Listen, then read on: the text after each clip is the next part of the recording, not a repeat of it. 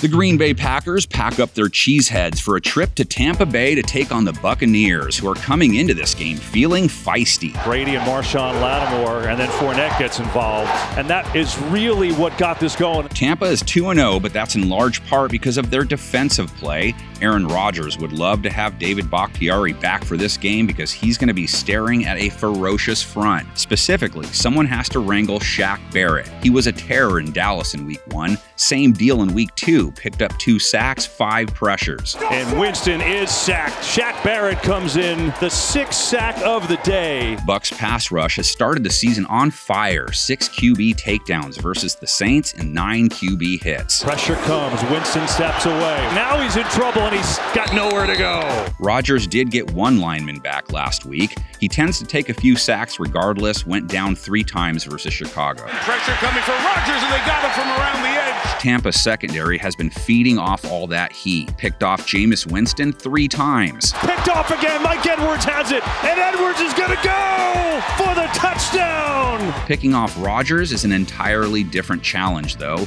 Looked like he stopped letting that German doppelganger fill in for him after Week 1.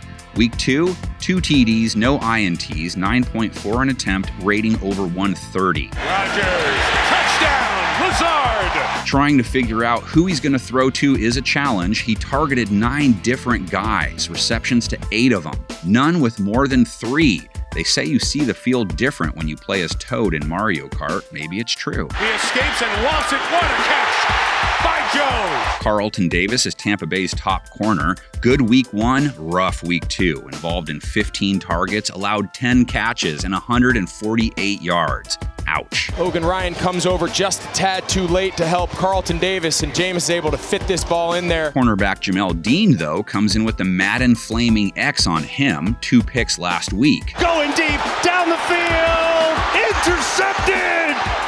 Jamel Dean with a terrific pick. Packers were just as dangerous on the ground in Week 2. A.J. Dillon was quiet, but he'll still get his touches. Aaron Jones, in Week 1, Matt LaFleur was like, he's not working, forget it. IT comes by and goes, move! Do you have it plugged in? Oh, look at that. 15 carries, 132 yards, 8.8 per run, and a score. To Aaron Jones, inside the 5 and in the end zone for a Green Bay touchdown. Give us some Aaron Jones versus Devin White. White is an animal. 11 tackles last week. 7 of them were stops, or what is defined as a successful play for the defense. And Todd Bowles thinks he's really kind of jumped to a new level. So, what about TB12? Tom Brady hasn't blown any doors off in his first 2 games. He's won them both, but their passing attack has been clunky. Injuries have played a big role in that, and now they take on Green Bay without Mike Evans, who got suspended for that fight. Flags everywhere. Boy, oh boy, what a mess. Wow. Will Julio Jones be back? He sat out Week 2.